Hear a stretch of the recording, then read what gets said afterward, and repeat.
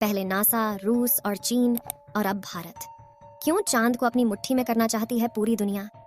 और क्या है चंद्रमा से जुड़े वो डार्क सीक्रेट्स जो स्पेस एजेंसियां हमसे छुपा रही हैं? जानेंगे धरती से चांद तक के इस रोमांचक सफर के बारे में। दोस्तों, भारत के चंद्रयान 3 ने का विक्रम लैंडर चांद की सतह पर सॉफ्ट लैंडिंग करेगा। वहीं रूस का लूना 25 भी चांद की तरफ रवाना हो गया है, जबकि साल 2024 में नासा भी अपने आर्टेमिस प्रोग्राम के तहत एक बार फिर वैज्ञानिकों को यानी एस्ट्रोनॉट्स को चांद पर भेजने वाला है। और चीन भी जल्द ही एक और मून मिशन करने वाला है। लेकिन अब सवाल आता है कि इन सभी देशों को चांद पर ऐसा क्या दिख गया जो चारों ओर चांद पर पहले पहुंचने की होड़ मची हुई है? और चांद से जुड़े ऐसे कौन से रहस्य हैं जिनसे से पर्दा उठाते ही हमारा चांद को देखने का नजरिया ही बदल जाएगा? जानेंगे पृथ्वी से चांद तक के इस रोमांचक सफर की कुछ खास बातें। तो जल्दी से अपनी कुर्सी की पेटी बांध लीजिए और पूरा वीडियो जरूर देखिए। दोस्तों, चांद हमारी पृथ्वी से 3,84,400 किलोमीटर दूर है। और अगर हम सीधा रास्ता पकड़ते हैं तो इसी के आसपास डिस्टेंस में ही हम चांद की सतह पर पहुंच जाएंगे। जबकि भारत के चंद्रयान 3 के रास्ते से हमें चांद पर पहुंचने में 42 दिन लगेंगे, क्योंकि चंद्रयान 3 ने चंद्रमा की तरफ जाने का अंडाकार रास्ता चुना है, जिसमें वो पहले पृथ्वी के चक्कर लगाकर चांद की ओर एक लंबे रूट से बढ़ेगा और फिर चांद के चक्कर लगाकर लैंडिंग करेगा। हालांकि यह रास्ता काफी किफायती तो है, लेकिन इसमें हमें एस्ट्रोनॉट के लिए बहुत खाना, ऑक्सीजन और पानी की जरूरत पड़ेगी, जिसे स्टोर करने के लिए बड़ा स्पेसक्राफ्ट चाहिए होगा। और इस रास्ते से जाने पर 30 लाख किलोमीटर की दूरी तय करके हम काफी थक भी जाएंगे। इसलिए चलिए हम अमेरिका और रूस वाले सीधे रास्ते से ही चांद की तरफ चलते हैं। और इस रास्ते से हमें चांद पर पहुंचने में 4 से 5 दिन लगेंगे। जब स्पेसक्राफ्ट का लैंडर आपको चांद पर उतारेगा तो बाहर आने के लिए आपको सबसे पहले अपना स्पेस सूट पहनना होगा, क्योंकि चांद पर काफी पतला वातावरण है और इसमें ऑक्सीजन मौजूद नहीं है। इसी वजह से सांस लेने के लिए आपको स्पेस सूट के पीछे लगे ऑक्सीजन सिलेंडर का सहारा लेना होगा। स्पेस सूट पहनने के बाद जब आप चांद की सतह पर कदम रखेंगे तो खुद को काफी हल्का महसूस करेंगे। दरअसल चंद्रमा का गुरुत्वाकर्षण पृथ्वी से 6 गुना कम है, इसलिए अगर पृथ्वी पर आपका वजन 60 किलोग्राम है तो चांद पर यह सिर्फ 10 किलोग्राम हो जाएगा। इसी वजह से पहली बार चांद पर कदम रखते ही शुरुआत में आपका बैलेंस बिगड़ेगा और आप चलने के बजाय उछलते हुए नीचे भी गिर सकते हैं। इसलिए चांद की सतह पर संभल कर कदम रखना जरूरी है। खैर, अब चांद की सतह की बात करें तो यहाँ पृथ्वी की तरह सीधे रास्ते नहीं बने हुए हैं, बल्कि चांद की सतह ऊबड़ खाबड़ है और यहाँ जगह जगह पर चट्टानें, पहाड़ और बड़े बड़े क्रेटर यानी गड्ढे हैं। चांद पर यह गड्ढे तो 20 सालों से गिर रहे उल्का पिंडों की वजह से बने हैं और ये 100 सेंटीमीटर से लेकर 25 किलोमीटर तक बड़े हैं। वहीं चांद की मिट्टी यानी कि लूनर सॉइल बिल्कुल ज्वालामुखी से निकलने वाली राख जितनी पतली है और इसका रंग भी पृथ्वी की मिट्टी से ज्यादा डार्क, बिल्कुल सीमेंट की तरह होता है।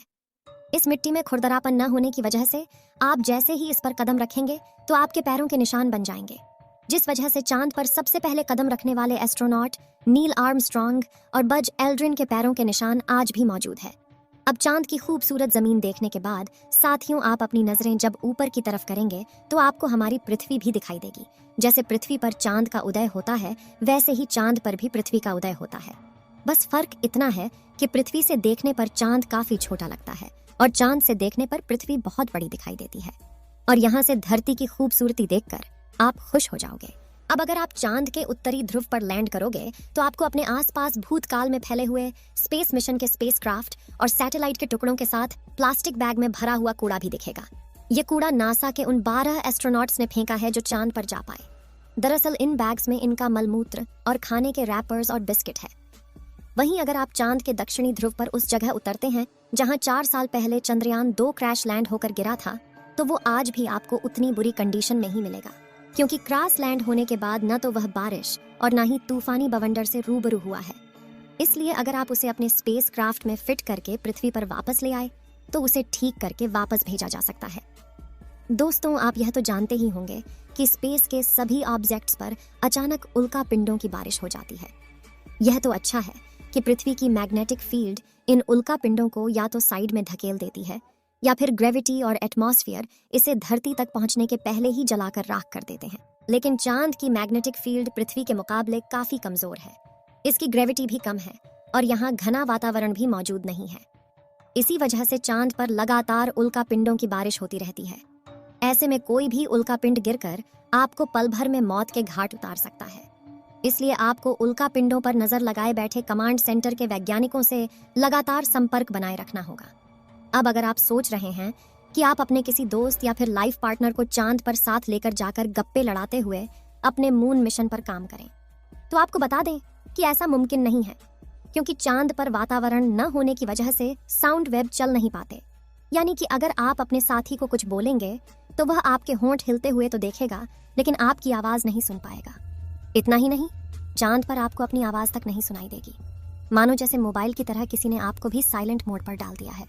हालांकि एस्ट्रोनॉट चांद पर एक दृश्य स्पेस सूट पहनते हैं जिसमें साउंड पुश करवाने के लिए नाइट्रोजन और ऑक्सीजन की मदद से कृत्रिम वायुमंडल बनाया जाता है। साथ ही इन्हें एक माइक्रोफोन वाली हेडफोन पहनाई जाती है, जिसके जरिए यह अपने साथी और कमांड सेंटर की आवाज सुन सके और जवाब भी दे सकें।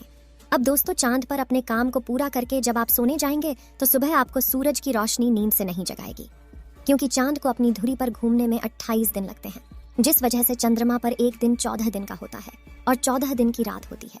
यानी कि वहां का एक दिन पृथ्वी के 28 दिन के बराबर होता है। हम चांद का सिर्फ एक हिस्सा आज तक देख पाए हैं, और अगर आप चांद के पिछले हिस्से के अंधेरे वाले इलाके पर पहुंच गए तो आपके साथ काफी खौफनाक चीजें हो सकती हैं। बता दें कि चांद पर कई सालों से सोच कर रहे कुछ वैज्ञानिकों का यह भी कहना है कि भूतकाल में वहां कोई एलियन सभ्यता बसी थी। चंद्रयान 1 ने चांद की सतह पर वाटर आइस और हाइड्रोप्लस के रूप में पानी की खोज की है, जो इंसानों के जीवन के लिए काफी जरूरी है। इसके अलावा अंतरिक्ष में चांद ही पृथ्वी के सबसे